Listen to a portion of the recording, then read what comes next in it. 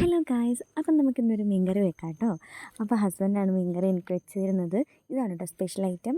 ഇത് മുളകും വറ്റൽമുളകും മല്ലിയും കൂടെ ജസ്റ്റ് ഒന്ന് റോസ്റ്റ് ചെയ്തിട്ട് നന്നായിട്ട് അരച്ചെടുത്തതാണ്. അപ്പം നമുക്ക് തുടങ്ങാം. നമുക്ക് ആദ്യം തന്നെ ചീനച്ചട്ടിയിലേക്ക് എണ്ണ ഒഴിച്ചിട്ട് ചൂടാക്കുന്നുണ്ട്. അപ്പോൾ ഇതൊക്കെയാണ് ഇൻഗ്രീഡിയൻസ് കേട്ടോ. എന്നിട്ട് അതിലേക്ക് നമ്മൾ ഉലുവ ഇട്ട് കൊടുക്കുന്നുണ്ട്. ഉലുവ കുറച്ച്, അതിന് കണക്കൊന്നുമില്ല, നമ്മളൊരു 2 നുള്ള് അങ്ങനെയൊക്കെ ഇട്ട് കൊടുത്തത്. അപ്പോൾ അതൊന്ന് ചൂടായി വരുമ്പോഴത്തേക്കും കടുക് ഇടണം. അപ്പം നമ്മളിതിന് വേണ്ടി എടുത്തിട്ടുള്ളത് കേര മീനാണ്. അപ്പം നമുക്കിഷ്ടമുള്ള മീൻ യൂസ് ചെയ്യാം കേട്ടോ. പിന്നെ ചൂടായി വന്നിട്ട് അതിലേക്ക് നമ്മൾ കടുകും കൂടി ആഡ് ചെയ്തെടുത്തിട്ടുണ്ട്. കടുക് ഇങ്ങനെ പൊട്ടുമ്പോഴത്തേക്കും നമ്മൾ തീ ഒരിച്ചിരി കുറച്ചിട്ട് വെളുത്തുള്ളി, ഇഞ്ചി, പച്ചമുളക്, കറിവേപ്പില, ചെറിയ ഉള്ളി ഇതൊക്കെ ഇട്ട് കൊടുക്കുന്നുണ്ട്. അപ്പോൾ കുറച്ച് ഇഞ്ചി നമ്മൾ മാറ്റി വെച്ചിട്ടുണ്ട് കേട്ടോ ലാസ്റ്റ് ഇടാൻ വേണ്ടിയിട്ട്. ഓക്കെ, അപ്പോൾ ഇതെല്ലാം കൂടി ഒന്ന് വഴറ്റി ഒന്ന് സോട്ട് ചെയ്തെടുക്കണം. അപ്പോൾ നമ്മൾ ആദ്യം പറഞ്ഞ മസാല തയ്യാറാക്കിയത് വറ്റൽമുളക് എന്ന് പറയുമ്പം മുളക് പൊടിക്കൊക്കെ എടുക്കുന്ന മുളകില്ലേ, അത് ഏതാണെങ്കിലും കുഴപ്പമില്ലാന്ന് തോന്നുന്നു. അപ്പോൾ അതിലേക്ക് മല്ലിയും ഇതും കൂടി ഒന്ന് റോസ്റ്റ് ചെയ്തിട്ടാണ് നമ്മൾ പുളി എടുക്കുന്നുണ്ട്. പുളി നമ്മുടെ കുടംപുളി ഓൾറെഡി വെള്ളത്തിലിട്ട് തിളപ്പിച്ച് ആ വെള്ളവും കൂടി ചേർത്തിട്ടാണ് അരച്ചത്. ഓക്കെ, അപ്പം നമ്മളത് പുളി അല്ലാണ്ടും ചേർക്കുന്നുണ്ട്, അങ്ങനെയും ചേർക്കുന്നുണ്ട്. അപ്പം നമ്മൾ ചൂടായി വന്ന ഈ ഇതെല്ലാം കൂടെ ഇതിലേക്ക് കുറച്ച് ഉപ്പും കൂടി ആഡ് ചെയ്ത് കൊടുത്തിട്ടുണ്ട്. എന്നിട്ട് ഒന്നും കൂടി ഇളക്കി വെക്കുന്നുണ്ട്. പിന്നെ കുറച്ച് കഴിയുമ്പോഴത്തേക്ക് അതിലേക്ക് മഞ്ഞൾപ്പൊടിയും മുളക് പൊടിയും നമ്മൾ ചേർക്കുന്നുണ്ട്. ഫിഷ് മസാലയും ചേർക്കുന്നുണ്ട്. അത് ഓരോരുത്തരുടെ ഇഷ്ടമാണ്. ഫിഷ് മസാല എല്ലാവരും ചേർക്കും എന്നാണ് തോന്നുന്നത്. അപ്പം എന്നിട്ട് നന്നായിട്ട് ഇളക്കി അതിങ്ങനെ ഒരു ചെറിയൊരു ക്രിസ്പി പോലെ വരും. ആ ടൈമിലേക്ക് നമ്മൾ ഓൾറെഡി ആക്കി വെച്ചേക്കുന്ന മസാലയും കൂടി ആഡ് ചെയ്ത് കൊടുക്കും. അപ്പോൾ അതും കൂടി ആഡ് ചെയ്തിട്ട് നന്നായിട്ട് ഇളക്കി അതൊന്ന് ഒരു പച്ച മണം ഉണ്ടാവും അതിന്, അതൊന്ന് മാറണം. അപ്പോൾ അതുവരെ ഒന്ന് ഇളക്കി കൊടുക്കുക.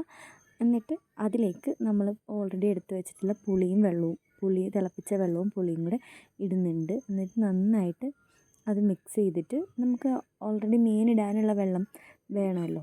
അപ്പോൾ ഒന്ന് അടച്ച് വെക്കുന്നുണ്ട്. 1 മിനിറ്റ് ഒന്ന് അടച്ച് വെച്ചിട്ട് മീൻ ആവശ്യമായിട്ടുള്ള വെള്ളവും കൂടി ജസ്റ്റ് ആഡ് ചെയ്ത് കൊടുക്കും. എന്നിട്ട് അത് വീണ്ടും നമ്മൾ ഒന്ന് തിളയ്ക്കാൻ വേണ്ടിയിട്ട് അടച്ച് വെക്കണം. അത് ഒന്ന് തിളയ്ക്കുന്നിടം വരെ ഒന്ന് അടച്ച് വെക്കുക. ഒരു 2-3 സെക്കൻഡ്, ഇല്ലെങ്കിൽ അതൊന്ന് തിളയ്ക്കുന്ന ടൈം ഉണ്ടല്ലോ, അതുവരെ ഒന്ന് അടച്ച് വെക്കുക.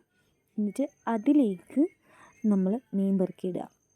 നന്നായിട്ട് തിളച്ചിട്ട് മാത്രമേ ഇടാവൂ കേട്ടോ. തിളച്ച് കഴിയുമ്പോഴത്തേക്കും ഇങ്ങനെ എണ്ണ മുകളിൽ പൊന്തും. വെള്ളത്തിൻ്റെ മുകളിലേക്ക് ഇങ്ങനെ ഈ സൈഡിലൊക്കെ കാണാമല്ലോ, അതേപോലെ എണ്ണ ഇങ്ങനെ പൊങ്ങി വരും. അപ്പോൾ അതിലേക്ക് നമ്മൾ എന്ത് ചെയ്യുക, ഈ മീനെല്ലാം ഇട്ട് കൊടുക്കുക. എന്നിട്ട് അധികം ഇളക്കി പൊടിക്കാതെ കുറച്ച് മാത്രം പതുക്കനെ ഇളക്കിയിട്ട് അത് അടച്ച് വെക്കുക. അപ്പം ഞാനിങ്ങനെ സ്പീഡിന് കാണിക്കുന്നുണ്ട്, പെട്ടെന്ന് ഇളക്കുന്നിട്ട് ഫീൽ ചെയ്യുന്നുണ്ടാവും.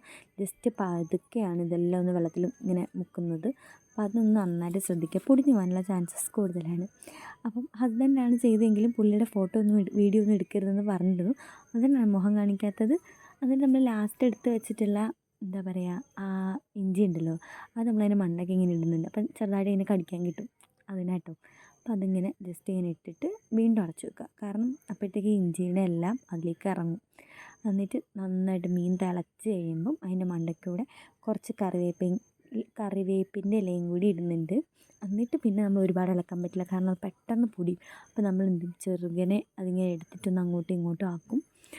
എന്നിട്ട് നമ്മൾ ഇടയ്ക്ക് ഉപ്പൊക്കെ നോക്കുന്നുണ്ട് കേട്ടോ. ഉപ്പൊക്കെ കുറവായിട്ട് തോന്നിയാൽ നമ്മൾ രണ്ടാമത് വീണ്ടും ഉപ്പൊക്കെ ഇട്ട് കൊടുക്കണം. അപ്പോൾ നമ്മുടെ മീൻകറി ഏകദേശം റെഡി ആയിട്ടുണ്ട്. അപ്പം തിളയൊക്കെ പറ്റി ഞങ്ങളെടുത്ത് നോക്കി, നല്ല മീൻകറിയായിരുന്നു. കുറച്ചും കൂടെ നമ്മൾ തലേന്ന് രാത്രി ഉണ്ടാക്കി വെക്കുകയാണെങ്കിൽ പിറ്റേന്നത്തേക്ക് അടിപൊളിയാണ്. അപ്പോൾ ഈ പുളിയൊക്കെ ഇറങ്ങിയിട്ട് നല്ലതായിരിക്കും. അപ്പോൾ എന്തായാലും ഒന്ന് ട്രൈ ചെയ്ത് നോക്കുക. ഇഷ്ടപ്പെടുകയാണെങ്കിൽ കമൻറ്റിൽ അറിയിക്കുക.